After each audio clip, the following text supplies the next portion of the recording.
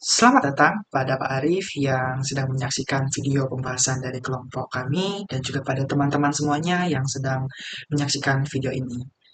Sebelumnya, kami dari kelompok 4 yang beranggotakan saya sendiri, Matias Kurnia Nugraha dengan NIM 231414016 dan dua rekan teman saya, yaitu Kak Feni Pratiwi dengan NIM 221414031 dan Kak Veronica Krisdiana dengan NIM 221414026.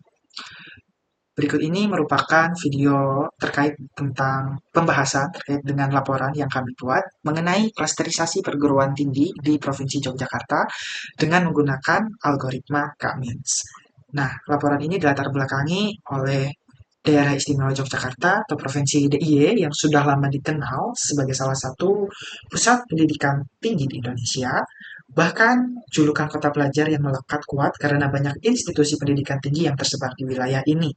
Namun seiring berjalannya waktu, pertumbuhan institusi ini tuh di DIY itu ternyata tidak merata. Terdapat daerah-daerah tertentu yang menjadi pusat konsentrasi perguruan tinggi, tetapi ada pula juga wilayah yang relatif kurang tersentuh oleh perkembangan pendidikan tinggi. Nah, ketimpangan inilah yang tentunya menimbulkan tantangan tersendiri, khususnya dalam hal perencanaan wilayah dan pengambilan kebijakan pendidikan. Jika tidak diatasi, bisa saja pembangunan pendidikan akan terus berpusat hanya di wilayah-wilayah tertentu saja. Oleh karena itu, pendekatan berbasis data menjadi sangat penting dengan menganalisis pola distribusi spesial dan institusi pendidikan tinggi di DIY. Kita dapat melihat lebih dalam bagaimana penyebarannya. Nah, dalam penelitian yang kelompok kami buat juga, kami menggunakan pendekatan klasterisasi dengan menggunakan algoritma Cummins. Nah, metode ini lebih efektif karena menggambarkan pola-pola spasial maupun kuantitatif. Sehingga hasilnya diharapkan mampu mendukung pengambilan keputusan yang lebih tepat sasaran. Nah, selanjutnya, tujuan penelitian. Secara umum, penelitian ini tuh bertujuan untuk membantu kita dalam memahami dan memetakan pola penyebaran perguruan tinggi di Provinsi Daerah Istimewa Yogyakarta. Nah, dan terdapat beberapa tujuan khusus lainnya. Yang pertama ini melakukan klasterisasi spasial terhadap perguruan tinggi di DIY dengan menggunakan algoritma Cummins. Dengan kata lain itu, kami mengelompokkan institusi-institusi tersebut berdasarkan pendekatan spasialnya. Nah, dan kemudian mengidentifikasi pola penyebaran dari klaster-klaster yang terbentuk. Nah, dari sini kita bisa melihat wilayah mana saja yang menjadi pusat konsentrasi pendidikan dan wilayah mana saja yang belum berkembang. Lalu, yang ketiga, menyajikan hasil klasterisasi ini ke dalam bentuk visual spasial, yang harapannya hasil visual ini tuh bisa memperjelas peta konsentrasi pendidikan di daerah istimewa Yogyakarta.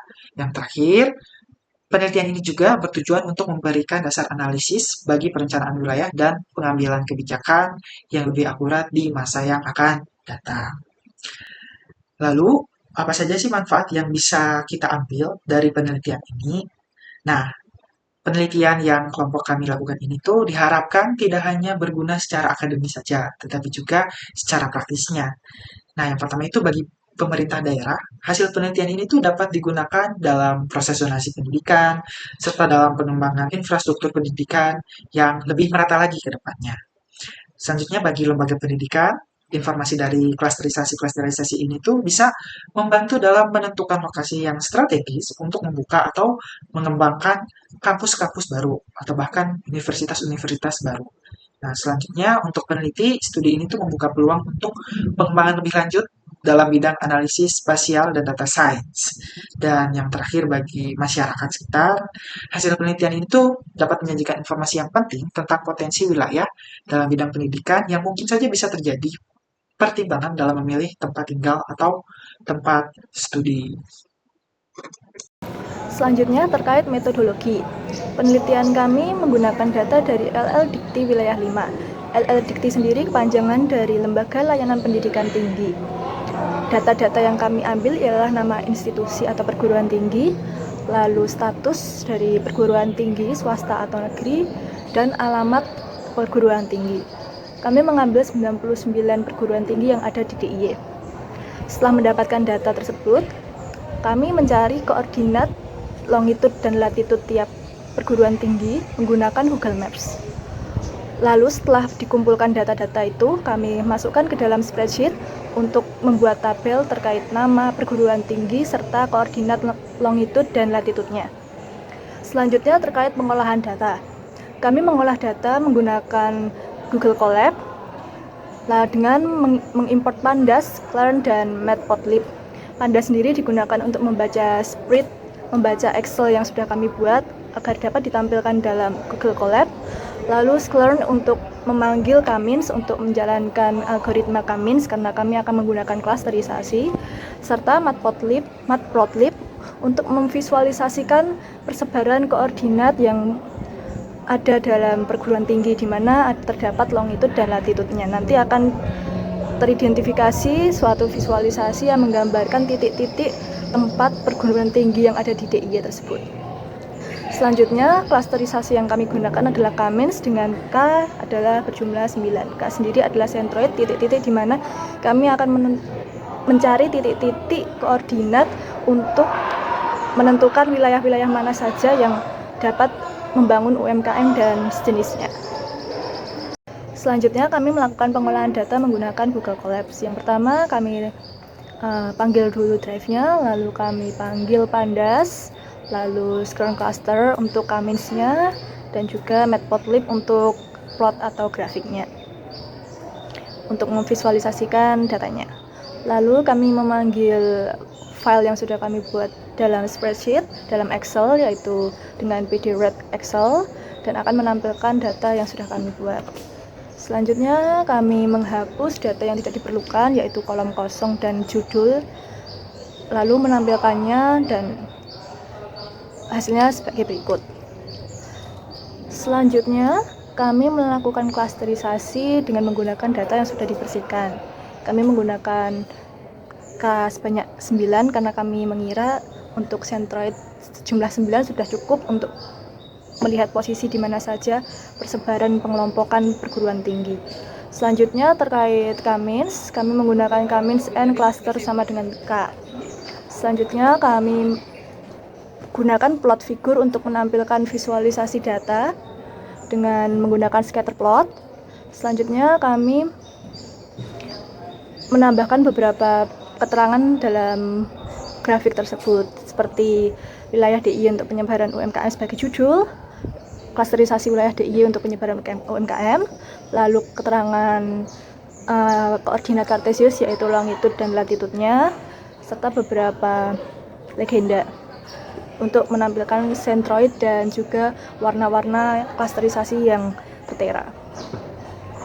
Selanjutnya kami mengkategorikan apa saja perguruan tinggi yang masuk dalam klaster 0, klaster 1 sampai klaster 9. Bisa dibilang 0 sampai 8 karena dimulai dari klaster 0.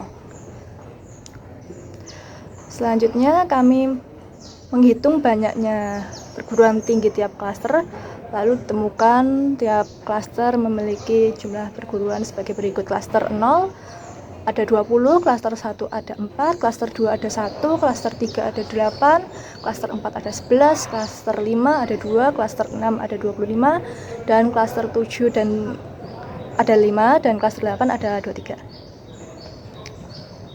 Selanjutnya terkait visualisasi data menggunakan scatterplot. Berikut ini adalah hasil scatterplot kami. Scatterplot menampilkan distribusi 99 perguruan tinggi yang ada di DIY. Setiap warna mempresentasikan satu klaster. Sentroid menunjukkan pusat konsentrasi institusi. Jadi di sini ada 9 warna dengan klaster yang berbeda dari 0 sampai 8. Lalu untuk sentroidnya diberi tanda silang seperti pada gambar. Terdapat 9. Baik, selanjutnya yaitu terkait dengan implikasi dari data yang telah kami peroleh. Nah, data ini dapat digunakan untuk mendukung kebijakan zonasi dan pengembangan pendidikan. Lalu yang kedua, data ini dapat mempermudah perancangan transportasi dan juga fasilitas umum lainnya. Yang ketiga, data ini dapat memberikan gambaran secara umum terkait wawasan lokasi strategis untuk kampus dan layanan pendukung, ataupun juga dapat digunakan sebagai gambaran untuk pembangunan UMKM. Lalu terkait dengan kesimpulan, nah hasil klasterisasi menunjukkan bahwa algoritma Cummins mampu mengelompokkan institusi pendidikan tinggi di Provinsi DIY secara efektif berdasarkan kedekatan geografis.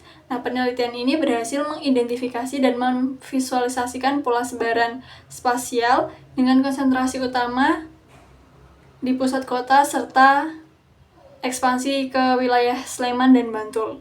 Nah, temuan ini memberikan dasar yang kuat untuk mendukung pengambilan keputusan dalam perancangan pendidikan yang berbasis data.